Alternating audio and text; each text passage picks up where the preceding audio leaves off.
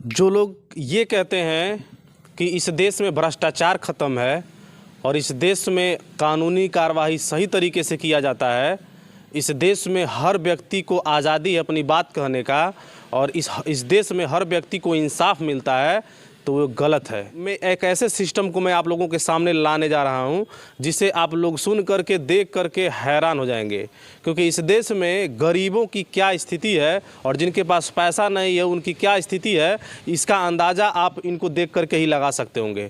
आपको पता होगा कुछ महीने पहले मैं इनके घर पे जा कर के एक वीडियो अपलोड किया था और इनके घर की स्थिति और इनकी स्थिति मैं दिखाया था। खैर, अधिकारियों के पास गया कि नहीं गया उस पर कार्रवाई नहीं हुई, लेकिन आज इनको उल्टा फंसा दिया गया और आज यह व्यक्ति कितना परेशान है, यहाँ तक कि इन्हें जान से मारने की भी धमकी दी जा रही है। और ये फ़िलहाल अभी ढूंढते हुए मेरे पास आए हैं और इनका क्या प्रॉब्लम है, क्या समस्या है, कहाँ कहाँ ये दौड़े हैं और किस तरह से इन्हें फंसाया जा रहा है, और सारी बातें हम इनसे जानेंगे। और आपको दिखा दूँ, इनके हाथ में ये जो जितना भी दिखाई दे रहा है ये पूरा डॉक्यूमेंट्स है, ये शुरू से लेकर लास्ट तक कहाँ किसके पास गए हैं। और छोटे बड़े अधिकारी, चाहे वो छोटे स्तर के हों चाहे बड़े स्तर के हों, सभी लोगों ने इन्हें प्रताड़ित किया है, इन्हें परेशान किया है और कोई भी सुनने वाला नहीं है। जो लोग कहते हैं कि बीजेपी राज में यहाँ पे लोगों की बातें सुनी जाती हैं, सबके समस्याओं का हल होता है, तो ये बीजेपी राज ही है और यह 2024 है। आपको बता दें ये कब से परेशान हैं, इनके मुँह से हम खुद जानेंगे। तो सबसे पहले आप अपना पूरा पता बताइए, आप अपने पिताजी का नाम बताइए, अपने गांव का नाम बताइए, उसके बाद शुरुआत से लेकर के एक एक चीज़ बताइए।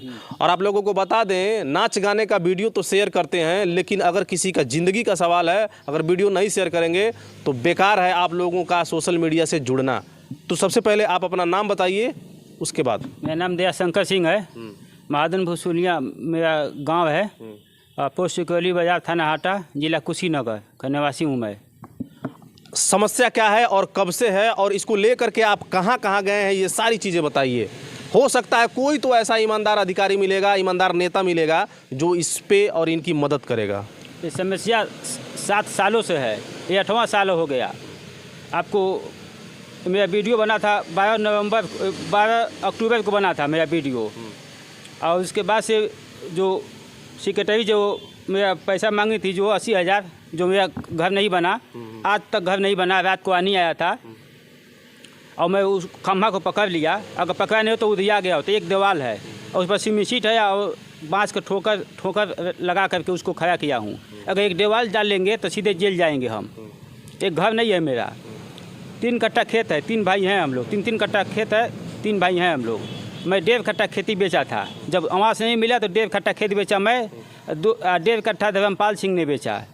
तो मैंने सोचा कि रूम 2 बनवा लेंगे, 2 भाई 2 रूम बनवा लेंगे, कम से रहने के लिए हो जाए। मेरा घर नहीं, अभी भी घर नहीं है, तो मेरा मजबूरी था घर बनवाना। तो मैं बनवा रहा था घर, तो आया मुझे सीधे उठा करके और चौकी में ले गया नेपाल, गाली कुत्ता दिया और लोग सीधा, तो अब मुझे सीधे जेल भिजवा दिया और ऊपर से 4 सीट लगवा दिया। एसपी साहब 23 फरवरी को, इसी 23 फरवरी को पूछे कि क्यों उसको 50 सीट में नेपाल लगवाया है, दरोगा साहब से, चौकी इंचार्ज से। तो ये बोला कि चौकी इंचार्ज बोले कि खलिहान कब्जा करने के लिए सोच रहा था। तो एसपी साहब कहे कि, मैं बोला नहीं सर, मुझे सब फंसाया जा रहा है, खलिहान तो बहुत दिन से वहाँ पर है और उसी में मैं रहता भी हूँ। मैं आज 4 लोग को सुबह भी बोला इकट्ठा करके कि सबके सामने में पंचायत हुआ था, मैं सबके सामने में इसलिए नहीं बाउंड्री किया था खलिहान को कि एक गांव के शादी ब्याह के लिए रहेगा। ये बात 10 जने के सामने बोला हूँ और वो लोग गवाह भी है 10 जने, इसीलिए मैं बाउंड्री नहीं किया। मैं माटी उटी गिरा के अपना उसी में रहता था। सबका शादी ब्याह होगा, मेरा भी किसी का होगा, सब सही रहेगा, हम बाउंड्री क्यों कराएं? इसीलिए मैं बाउंड्री नहीं कराया था। और नेपाल ने बोल दिया कि खलिहान कब्जा करने के लिए सोच रहा था, इसके लिए 4 सीट लगाया। वो केवल उसको पैसा में नहीं दिया नेपाल को, इसीलिए कारण मुझे जेल भिजवाया और 4 सीट लगवा दिया और 7-16 में जेल भिजवा दिया। आप इस मैटर को लेकर के किसके पास गए हैं ये बताइए। मैंने डीएम साहब के पास गया, तो वहाँ से आलोक श्रीवास्तव आया नापने के लिए। मैं बोला आप मत, ये दूसरा नेपाल चाहिए। तो वो आके वो बोला नहीं, इसका सब खलिहान है। लोग श्रीवास्तव बोले कि सब तेरा खलिहान है। ईडीएम भी बोले तू खाली कर, तेरा सब खलिहान है। तो 2 जने बगल में बैठा था लोग, ये 2 दिसंबर की बात है। किसके बगल में बैठे ले तो? एसडीएम साहब के बगल में 2 जने बैठा था लोग, वकील भी मेरे साथ में थे। वो बोले कि तुम नापे हो नेकपाल साहब? तो वो बोले नहीं। तो बोले तब ऐसा कैसे कर दिए कि सब खलियान है, हो सकता है कोई हाइये है। हाँ, थोड़ा इधर आ जाइए। तो क्या हुआ कि उसके बाद से ये लोग बोला ठीक है वो हम देख लेंगे। तो मतलब बिना जमीन को नापे ही बिना नापे हुए मुझे जेल भेज दिए। हाँ। और बिना नापे ही एसडीएम साहब वहाँ पहुँचे थे? नहीं, तहसील दिवस में मैं गया था। हाँ, तो वहाँ पे क्या बोले लोग कि मतलब जमीन आपका पूरा खलियान है? सब, हाँ, एसडीएम साहब भी बोले, नेकपाल भी बोले, बिना नापे ही, बिना नापे हुए तू खाली कर। तो 2 जने एसडीएम साहब के बगल में बैठा था लोग, 2 दिसंबर की बात है। तो बोला लोग कि नापे हो तो नहीं, तो नहीं नापे हो तो हो सकता है ये है, नाप के देख लो। तो मैं बोला सर ये नेकपाल नहीं चाहिए। तो एसडीएम साहब बोले क्यों? मैं बोला ये मिले हुए हैं, तो उतना कोई मिलता है नेकपाल जाएगा। तो मेरा वकील बोले, मेरा राम सेवक वकील नाम है, सेमई गाँव है उनका, हमारे बगल में है। वो बोले कि कानगो साहब साथ में जाएंगे। तो बोले कानगो साहब क्यों साथ में जाएंगे? तो ये लोग फिर गया नापने के लिए। मैं फ़ोन किया एक दिन पहले आलोक श्रीवास्तव के कि आप मत आइएगा नापने के लिए, मैं दूसरा नेकपाल बुलाऊंगा नापने के लिए। मेरा नंबर वो अगर खोजा जाएगा टेलीफोन बूथ से तो ये बात भी मिल जाएगा। तो उसके बाद से ये जब आप एक चीज़ इधर आइए, आपके माता पिता हैं? नहीं, कोई नहीं है, अकेला हूँ मैं। सिर्फ अकेले हैं? 2 भाई हैं। आप लोग 2 भाई हैं? हाँ। मतलब आप एक हैं? हाँ, 3 भाई टोटल। 3 भाई हैं आप लोग। और आपकी शादी हो गई है? नहीं। बाकी 2 लोगों की? नहीं, घर ही नहीं तो शादी कैसे होगा? अच्छा, घर ही नहीं है। घर ही नहीं है। तो मतलब इनके कहने का मतलब ये है कि स्टार्टिंग में ये बहुत परेशान थे प्रधानमंत्री आवास योजना के लिए, दर दर भटके, अधिकारियों के पास गए, जितने जगह इनको जाना चाहिए था हर जगह गए, कहीं कोई सुनवाई नहीं हुई, हर जगह घूस मांगा जा रहा था, हर जगह पैसे मांगे जा रहे थे। लास्ट में बेचारे थक हार करके ये मेरे पास आए थे, और जो वीडियो मैं बनाया हूँ उस वीडियो का लिंक जो है मैं डिस्क्रिप्शन में डाल दूंगा, उसको भी आप लोग देख लीजिएगा कि ये जो बोल रहे हैं वो सही है कि गलत है। लास्ट में बेचारे थक हार करके ये छोड़ दिए। उसके बाद इनका कुछ ज़मीन था, ये 2 भाइयों ने बेचा और सोचा कि भाई चलो अब हम कमा करके तो सिर्फ खाने भर का ही गुजारा कर पाते हैं, तो कुछ अपने ज़मीन को ही बेच करके अपना मकान बनवा ले। जब ये अपना ज़मीन बेच दिए उसके बाद इनके साथ क्या हुआ इसका अंदाज़ा आप लोगों को नहीं है। तो उसके बाद क्या हुआ कि ये आए और लोग श्रीवास्तव नापने के लिए, दूसरे नेकपाल को सिखा पढ़ा करके लेकर आए और 50 फुट पीछे से नापे, और मेरा जितना ज़मीन था सब खलियान बता दिए कि तेरा देख, मैं बोला था ना सब खलियाने ही तेरा ज़मीन। तो मैं थाना दिवस में गया था, वो एप्लीकेशन लेकर आया हूँ मैं। फिर थाना दिवस में मैं गया सुनवाई एप्लीकेशन देने के लिए कि मेरा सुनवाई नहीं हुआ है। तो पहले से आलोक श्रीवास्तव और वो नेकपाल जो आया था नापी करने के लिए, वो लोग मेरा इंतज़ार कर रहा था। तब बोले कि सर यही 716 में जेल गया था और फिर इसका पत्थर से नापे हैं। 716 क्यों लगाया गया था आपके ऊपर? मैं अपना घर बनवा रहा था तो नेकपाल ने आया, सीधे पकड़ के ले गया, बोल रहा चल तो कभी बताते हैं थाने पर। बिना जमीन नापे ही? बिना कुछ नहीं नापे हो। बोला चल अभी तो बताता हूँ मैं।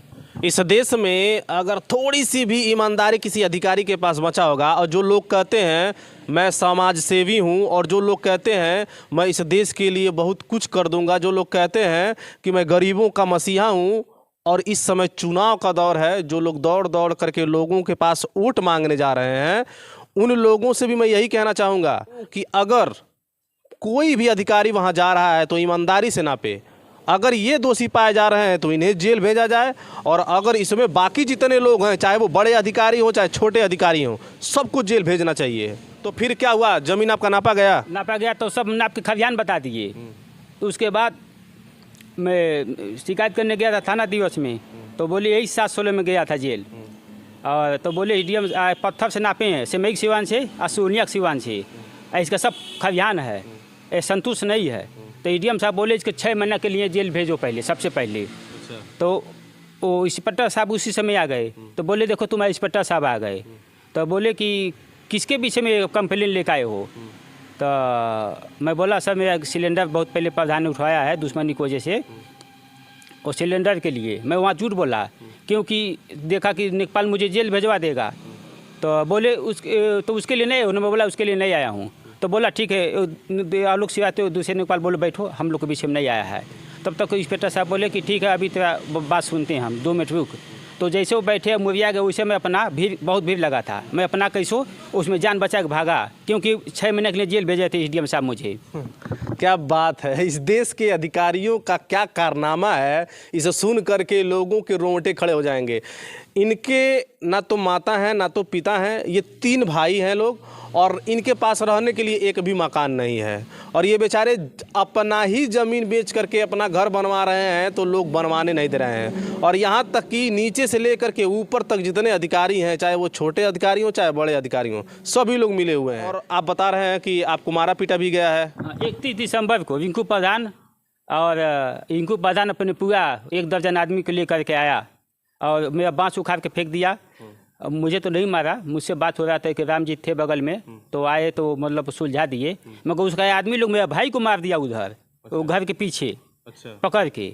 मुझे नहीं मालूम कि मार दिया, पुलिस वाला आए, 100 नंबर फ़ोन किया था, तो मुझे नहीं मालूम कि मेरा भाई को मार दिया लोग। तो इसमें क्या लेके घूम रहे हैं, ये क्या चीज़ें हैं? मतलब ये कागज़ है, मेरा भाई जो मारा 31 दिसंबर को। और किस किस चीज़ का कागज़ है? और मैं मुख्यमंत्री साहब को एक कागज़ लिया हूँ देने के लिए, मुख्यमंत्री साहब को। ये मुख्यमंत्री साहब को कागज़ लिया हूँ देने के लिए, मगर वो मिलते नहीं है कि उनको मैं दूँ, टाइम मतलब जानकारी नहीं होता है। दिखाता हूँ मैं, इसमें है, इस थैले में, हाँ इस थैले में है, देख लीजिए। ये मुख्यमंत्री साहब आदित्यनाथ जोगी बाबा को ये देना है सब। ये 8 एप्लीकेशन है और 2 और लिखवाना है, 10 सब मैटर पहले से जो हो रहा है, ये 8 एप्लीकेशन है। ये सब जो सिलेंडर मेरा गया है, जो मेरा भाई को मारा है लोग, 2 मलैया कापी है, देख लीजिए। मलैया कापी मैं दिखा रहा हूँ, हाँ मलैया कापी है, ये देख लीजिए। ये जो 2022 में 26 मार्च को मारा, ये दिखाइए। और 26 अप्रैल को मुझे मारा, पुलिस के सामने मारा जब 100 नंबर आया तो। पुलिस के सामने मारा जब 100 नंबर आया तो 26 मार्च को। आप लोगों को बता दें, अगर 31 दिसंबर को मारा। आप लोगों को बता दें, अगर आप लोगों को ये डॉक्यूमेंट्स चाहिए है कि सही है या गलत है, तो इस डॉक्यूमेंट्स की एक जेरोक्स मैं भी रख ले रहा हूँ, और जिनको लगेगा कि वो ईमानदार अधिकारी हैं और ईमानदार नेता हैं, वो लोग हमसे संपर्क करके और इन कागज़ों की एक जेरोक्स ले सकते हैं। इन जनता से क्या चाहते हैं, क्योंकि यही लोग आपका वीडियो वायरल करेंगे तो अभी कुछ हो पाएगा, नहीं तो सरकार के बस की बात नहीं है, क्योंकि सरकार तो आपको 8 सालों से दौड़ा रही है। 8 साल हो गया। इन लोगों से रिक्वेस्ट करिए कि ये लोग आपका वीडियो फॉरवर्ड करें, जहाँ भी ग्रुप हो, जो भी जगह हो, वहाँ पे शेयर करें लोग। जब तक ये लोग वीडियो आपका वायरल नहीं करेंगे तब तक आपके साथ इंसाफ नहीं होगा। देखिए, मैं उन लोग का हाथ जोड़ के मैं बोलता हूँ कि मेरा वीडियो ज़्यादा से ज़्यादा शेयर करें। मैं सबका हाथ जोड़ रहा हूँ, बहनों भाइयों जो भी हैं, हाँ बहनों भाइयों जो भी हैं, आप लोग वीडियो में शेयर करिए। जो मेरा साथ हुआ है अत्याचार, आप लोगों को पता होगा, एक जन सुनवाई ऐप है जिसके जरिए लोग अपना कंप्लेन दर्ज कराते हैं मुख्यमंत्री के पास, और बहुत सारी चीज़ें उनमें अपनी शिकायतें दर्ज कराते हैं। और इनका समस्या जो है मैं उसमें डाला था, इनके पूरे जो भी इनका समस्या था पूरा विवरण उसमें डाला था। और आपको बता दूं, इतना आश्चर्य की बात है कि वो कंप्लेन इनका पूरा क्लियर हो गया। उसमें दिखाया जा रहा है कि इनकी समस्याओं का हल हो चुका है, लेकिन वास्तव में क्या है इनसे ही सुन लीजिए। क्या हुआ, कोई अधिकारी आए थे जिस कंप्लेन के जरिए आपको बुला गया था?